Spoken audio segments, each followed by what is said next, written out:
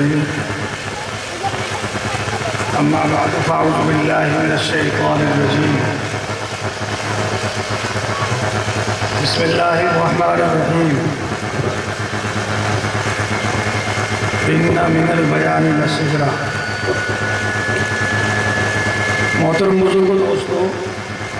اللہ رب العزت کا بے حساب اور بے انتہا کرم ہے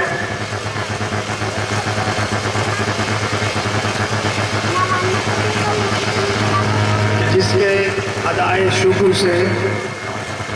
عہدۂ برآ ہونا اس ناتواں کے اختیار اور استطاعت سے باہر ہے۔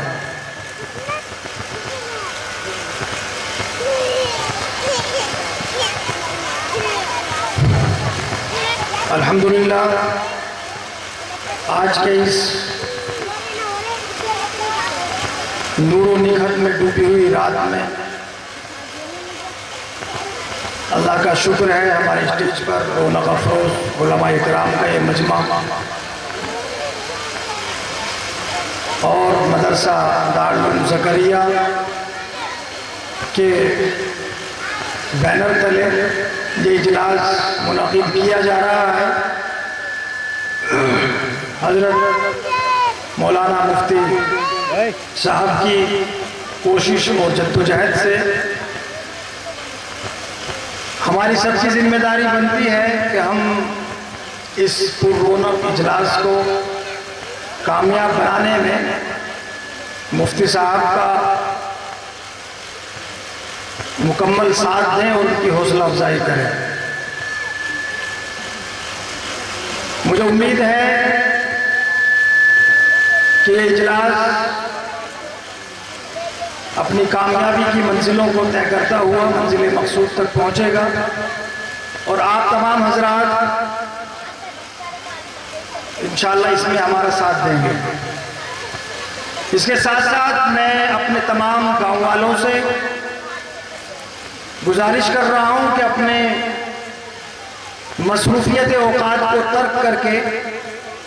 اور مکمل کھانے سے فارغ ہو کر کے، بلکہ ہو گئے ہوں گے کھانے سے فارغ، اور اپنے کام اور کاج سے فارغ ہو کر کے فوراً مدرسے کے اسٹیج کے سامنے آ کر کے بیٹھ جائے۔ اللہ کا شکر ہے ہمارے اسٹیج پر اور ہمارے گاؤں کے اندر علماء اکرام کا ورود مسعود ہو رہا ہے۔ بہت سارے علماء آ چکے ہیں اور بہت سارے سفر میں ہیں، جلد انشاءاللہ اسٹیج پر رونق افروز ہوں گے۔ بعد نماز مغرب سے یہ پروگرام الحمدللہ آپ تمام حضرات سن رہے ہیں، لیکن اس پروگرام کو اب باضابطہ طریقے پر شروع کیا جا رہا ہے اور یہ پروگرام اپنے اختتام کو پہنچ کر کے عشاء کی نماز آخر میں کی جائے گی اور آخر میں عشاء کی نماز ہوگی۔ اس کے بعد سب اپنے اپنے گھروں کو لوٹ جائیں گے۔ اس لیے میری تمام لوگوں سے التماس ہے کہ جلسے کو کامیاب بنانے میں اور جلسے کو ایک تاریخ رقم کرنے میں ہم تمام حضرات کا ساتھ دیں۔ اللہ کا شکر ہے ان مدرسوں کی برکت سے یہ ایسے پروگرام ہمیں سننے کے لیے اور دیکھنے کے لیے مل جاتے ہیں، ورنہ پورا سال گزر جاتا ہے اور ہمیں علماء اکرام کی صورت دیکھنی نصیب نہیں ہوتی۔ ان مدرسوں کی برکت سے کبائر علماء اکرام ہمارے اسٹیج پر رونق افروز ہوتے ہیں، ہم ان کے کلمات عالیہ سے مستفیض ہوتے ہیں۔ انہی مدرسوں کی برکت سے یہ مدرسے دین کا قلعہ ہے، یہ مدرسے دین کی چھاؤنیاں ہیں۔ اگر یہ مدرسے نہ ہوتے تو یہ جو ہمارے سروں پر ٹوپیاں اور چہروں پر داڑیاں اور ہم جو مسلمان ہونے کا دعویٰ کرتے ہیں شاید ایسا نہ ہوتا، کیونکہ ہندوستان میں جب انگریز آیا تو اس نے سب سے پہلے آ کر کے یہی کام کیا کہ ہندوستان کے اندر جو مدارس تھے ان مدارس کو اینٹ سے اینٹ بجا دیا اور علماء اکرام کو تختہ دار پر لٹکا دیا گیا، علماء اکرام کو خنزیر کی کھالوں کے اندر بند کر کے تندوروں کے اندر ڈال دیا گیا، علماء اکرام کو درختوں پر لٹکا کر کے ان کی پھانسی لگا دی گئی، علماء اکرام کو جو اذیت ہے اس کو دینا بس کی تھی تمام دی گئی، اور 1857 سے لے کر کے 1864 تک ان 7 سالوں 10 سالوں کے اندر 50,000 علماء کو شہید کیا گیا، اور صرف اس وجہ سے کیا گیا کہ اگر یہ علماء، یہ مدارس، یہ علماء یہاں پر رہیں گے اور یہ علماء رہیں گے تو یہ اپنے عوام الناس کو قرآن کریم کی تشریح اور تفسیر اور ترجمہ کر کے بتلاتے رہیں گے، اور ان کی عوام الناس ہم سے مقابلہ ہر وقت کرنے کے لیے تیار رہے گی۔ چنانچہ سب سے پہلا کام انہوں نے یہی کیا، لیکن علماء بھی اپنے عزم اور حوصلے میں بلند ہوتے ہیں، اللہ کا شکر ہے ان کے پاس قرآن و حدیث کی تعلیم ہوتی ہے، دین ہوتا ہے، بلند حوصلے ہوتے ہیں، وہ کسی سے ڈرتے نہیں ہیں۔ ہزاروں علماء کو پھانسی دینے کے باوجود، بہت ساری جنگیں ہونے کے باوجود، علماء کو ختم کرنے کے باوجود، مدرسوں کو ختم کرنے کے باوجود، شاہ ولی اللہ کے ہاتھ کاٹنے کے باوجود، شاہ ولی اللہ کے ہاتھ اس لیے کاٹ دیے گئے کہ ان کا قلم پورے ہندوستان میں آگ میں لگا دے اور جگہ جگہ پر ان کے آزادی کے چراغ روشن نہ ہو جائے، ان کے ہاتھ کٹنے کے باوجود دہلی سے شہر بدر کر دیا گیا ان کو، ان کے مدرسے پر بلڈوزر پھروا دیا گیا، ان کے تمام ان کے بیٹوں کو جنہوں نے قرآن کریم کا عربی سے پوری دنیا کے اندر سب سے پہلے فارسی میں ترجمہ کیا، ان کے دوسرے شاگرد نے اردو میں ترجمہ کیا، ان کو سب کو باہر نکال دیا گیا۔ شاملی کے اندر علماء کا انگریزوں کے ساتھ مقابلہ ہوا، علماء ہار گئے، انگریز جیت گیا، لیکن علماء کسی طریقے سے بھی اس جنگ کو ہارنے کے لیے تیار نہیں تھے۔ وہ جو ایک قاعدہ ہے کہ ہارا ہوا آدمی ایک کونے کے اندر گوشہ گیر ہو جائے اور کہیں جا کر کے ایک کونے کے اندر بیٹھ جائے، علماء نے اس چیز کو برداشت نہیں کیا، بلکہ آزادی کو دوسرے الفاظ میں اور دوسرے انداز سے لے کر کے چلے، اور وہ انداز تھا ہندوستان کے سینے کے اوپر دارالعلوم دیوبند جیسی عظیم الشان یونیورسٹی کا قیام۔ علماء نے سب سے پہلا کام یہ کیا، حافظ ضامن شہید ہو گئے شاملی کے اندر، مولانا رشید احمد گنگوئی کے چوٹ آئی، مولانا قاسم نانوتوی کے چوٹ آئی، لیکن چوٹ لگنے کے باوجود، شہید ہونے کے باوجود علماء نے سب سے پہلا کام یہ کیا کہ ہم مدرسوں کو ختم نہیں ہونے دیں گے۔ دارالعلوم دیوبند کے اندر، دارالعلوم دیوبند کے اندر سب سے پہلی درسگاہ دارالعلوم کی بنیاد ڈال دی 1866 کے اندر، اور اخلاص کی برکت ان بزرگوں کی مخلص ہونے کی برکت کی وجہ سے، ان بزرگوں کی حقیقت میں اللہ والے ہونے کی وجہ سے، ان بزرگوں کے علم پر عمل کرنے کی وجہ سے، اس اخلاص کی برکت سے الحمدللہ جو ایک شاگرد دارالعلوم دیوبند کے اندر بیٹھا تھا پڑھنے کے لیے، ایک شاگرد جس کا نام محمود تھا،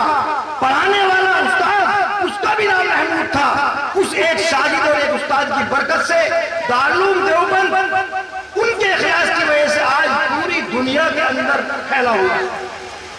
وہ ایک شاگرد اور ایک استاد کی برکت، ان کے اخلاص کی برکت سے آج پوری دنیا کے اندر دارالعلوم دیوبند کی شاخیں موجود ہیں۔ دارالعلوم دیوبند، مجھے تعجب ہوتا ہے بتانے پر کہ دارالعلوم دیوبند کی ایک شاخ مکے کے اندر بھی موجود ہے، سولتیہ مدرسہ، جس کے اندر ہمارے یہاں کے حاجی لوگ جاتے ہیں اور وہاں پر قربانی کرتے ہیں، سولتیہ مدرسے کے اندر دارالعلوم دیوبند کی ایک شاخ سولتیہ کے نام سے مکے کے اندر بھی موجود ہے، جس میں بچوں کو قرآن کریم اس سے پہلے سعودی اور عرب کے اندر اس طریقے سے استر پر جس طریقے سے حفظ کرایا جاتا ہے وہ نہیں ہوتا تھا، اور بہت کم حافظ ملتے تھے۔ الحمدللہ جب سے وہ سولتیہ مدرسہ وہاں پر کھلا، ان لوگوں کو معلوم ہو کہ حفظ کیسے کرایا جاتا ہے۔ آج الحمدللہ سعودی عرب کے اندر بھی بہت سارے حفاظ اکرام پڑھنا، وہ دیکھتے کہ تراویح میں قرآن شریف پڑھتے ہیں۔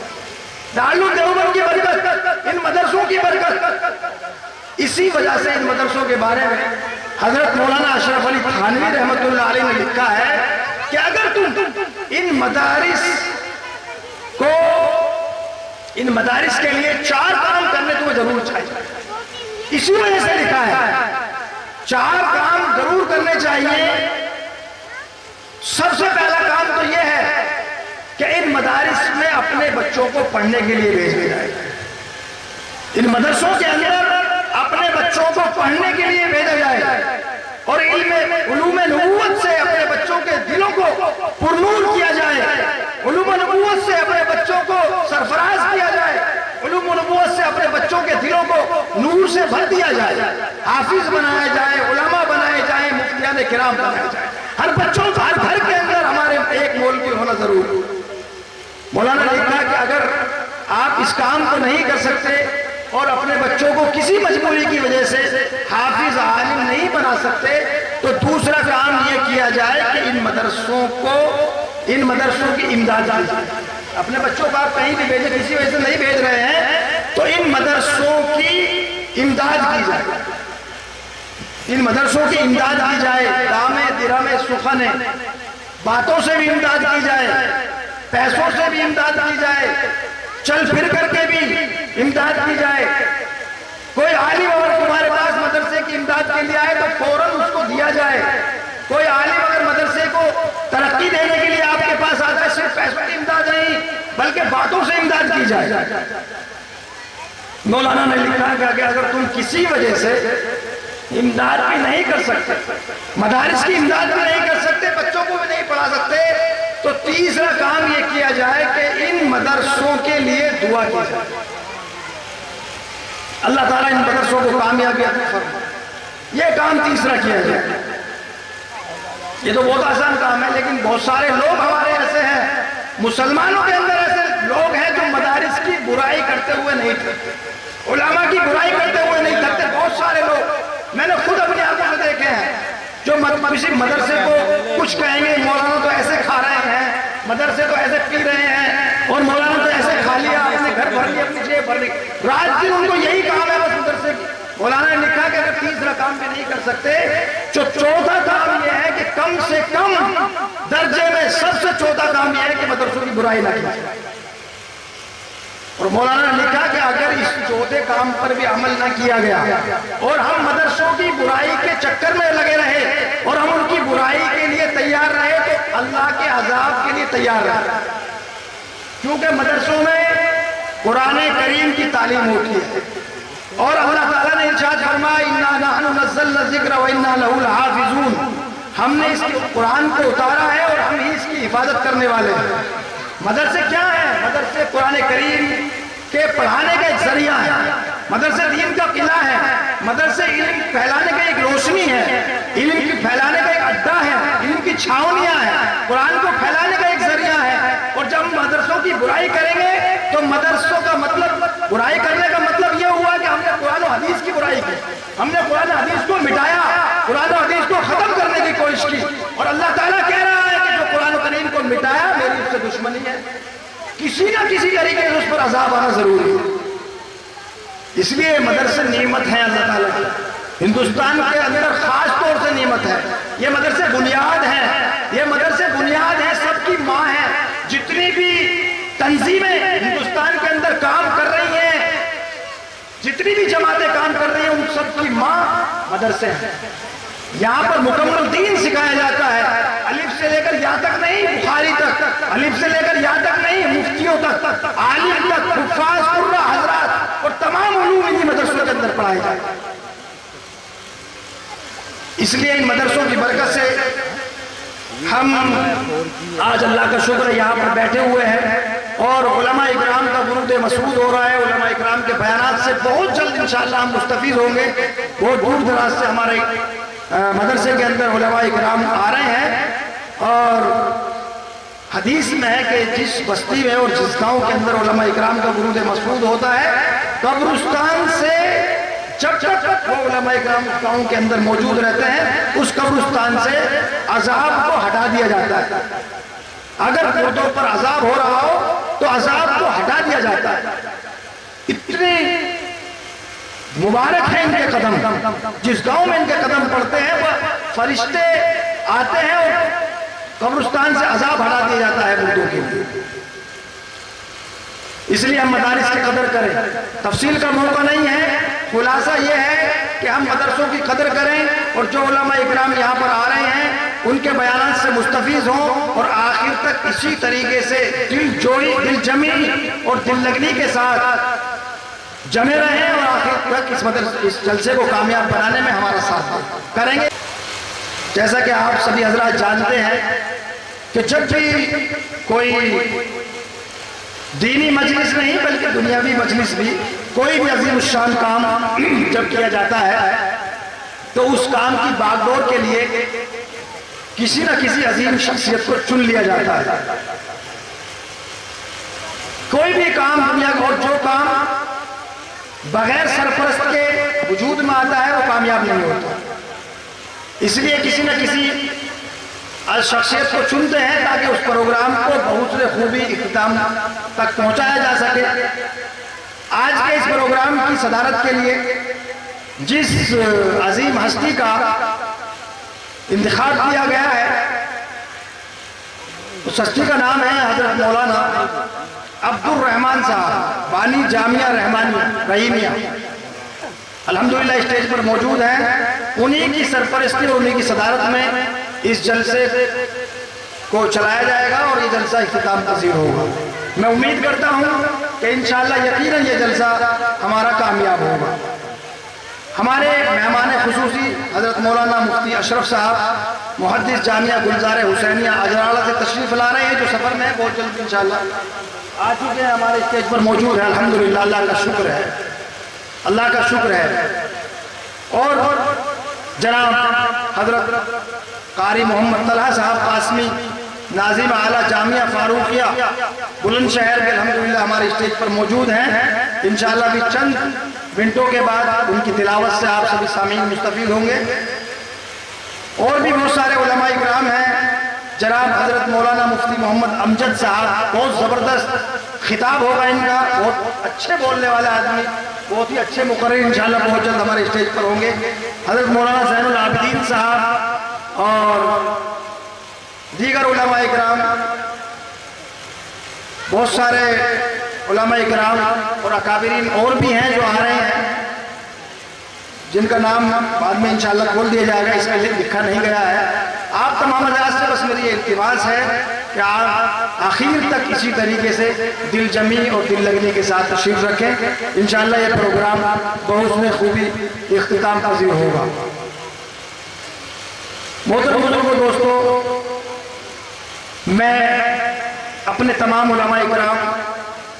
اور اپنے تمام قابل قدر بزرگوں، رہنما اور علماء کا اس نور و نکھت میں ڈوبی ہوئی رات میں استقبال کرتے ہوئے انہیں خوش آمدید کہتا ہوں، پرتپاک خیر مقدم کرتا ہوں۔ وہ آئے ہمارے گھر میں خدا کی قدرت ہے،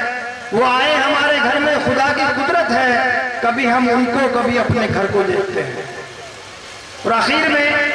آپ تمام حضرات کا شکریہ ادا کرتے ہوئے بھی ہم نہیں رہ سکتے، کیونکہ آپ نے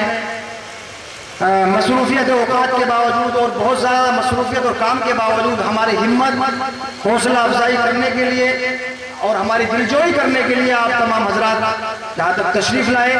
اس کا ہم تمام حضرات، منتظمین حضرات صمیم قلب سے شکریہ ادا کرتے ہیں، اور اللہ رب العزت سے، باری تعالیٰ سے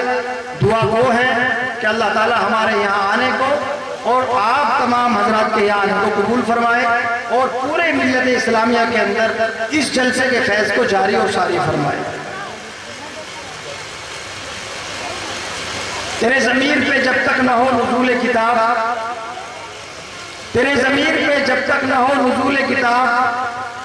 گرہ کشا نہ راضی نہ صاحب کشاف۔ محترم بزرگوں، دوستو، اللہ کے رسول کی ایک حدیث ہے، کل امر ذی بال لم یبدا بحمد اللہ فہو اقطع واعظم، کہ ہر عظیم شان کام جب شروع کیا جائے تو اس کو اللہ کے نام سے شروع کیا جائے، ورنہ وہ کام ادھورا اور ناقص رہتا ہے۔ ایک اور حدیث قدسی جو مجھے یاد آ رہی ہے اس وقت میں، اللہ کے رسول صلی اللہ علیہ وسلم نے ارشاد فرمایا فضل کلام اللہ علی سائر الکلام کفضل اللہ علی خلقہ، تمام کلاموں پر اللہ رب العزت کے کلام یعنی قرآن کریم کی فضیلت اتنی اور ایسی ہے جیسے اللہ رب العزت کی تمام مخلوقات پر۔ یہ ممکن ہی نہیں ہو سکتا کہ کسی کا کلام قرآن کریم کے برابر ہو جائے، نہ فصاحت و بلاغت میں، نہ عبارت کی سلاست میں، نہ معانی کی گہرائی اور بلندی میں۔ قرآن کریم امت مسلمہ کی روح ہے، قرآن کریم تڑپتے دلوں کی فریاد ہے، قرآن کریم سسکتی روح کا علاج ہے، جس نے درندہ صفت انسانیت کو جھجوڑ کر ایک حیات آفری پیغام دیا، جس نے خون دلدل میں پھنسے ہوئے انسانوں کو آسمان کی بلندیوں تک پہنچا دیا، جس نے بدبوں کو سالار کارواں بنا دیا، اور عرب کی سرزمین کے اندر جب قرآن آیا تو جو جہالت وہاں پر عام تھی، جو لڑکیوں کو زندہ درگور کر دیا جاتا تھا،